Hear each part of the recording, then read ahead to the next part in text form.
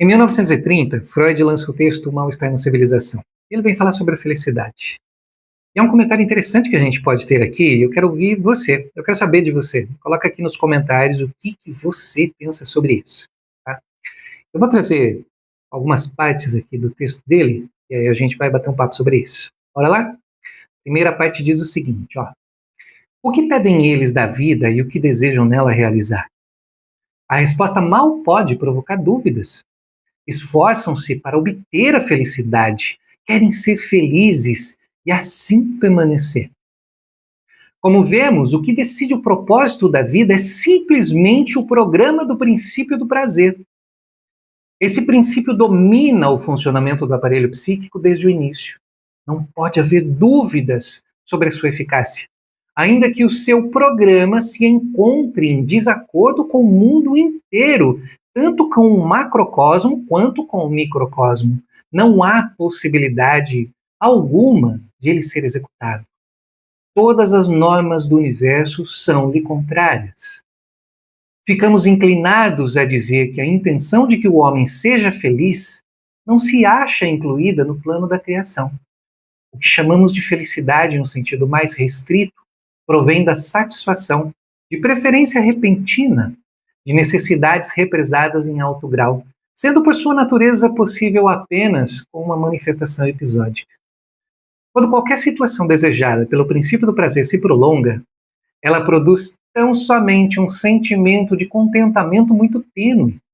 Somos feitos de modo a só podemos derivar prazer intenso de um contraste, em muito pouco de um determinado estado de coisas. Assim, nossas possibilidades de felicidade sempre são restringidas por nossa própria constituição.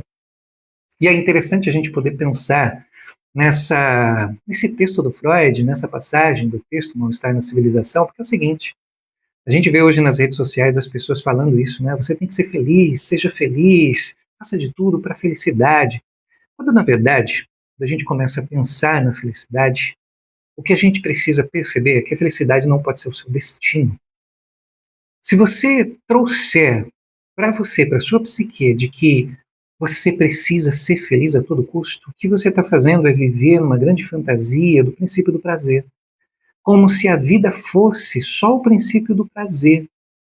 A gente vê muitas vezes nas redes sociais as pessoas postando isso, né, postando suas fotos, sendo felizes, mostrando a felicidade, e é legal, é bacana, né? As pessoas têm liberdade para poder postar isso.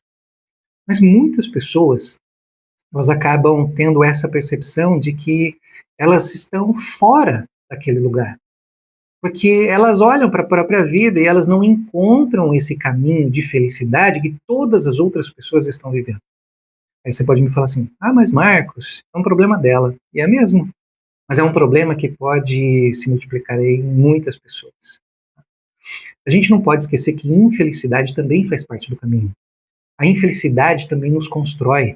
A infelicidade nos movimenta. Se a gente quiser ser feliz o tempo todo, o que a gente está fazendo é parar a própria vida. Como Freud fala no texto, a felicidade é um episódio, é um instante. E é esse instante que a gente precisa aprender a viver. Então, o seu propósito de vida, o seu destino, não pode ser algo tão abstrato quanto a felicidade. Tenha um propósito de vida de algo que você queira construir, algo que você queira viver, algo que te movimenta, que te coloca em ação. Não tenha a felicidade como seu destino, tenha a felicidade como parte do processo. Tenha um propósito de vida no sentido de você poder fazer algo. O que você faz por você? E não importa qual é esse propósito, é seu, você define. Seu propósito pode ser cada vez mais se conhecer.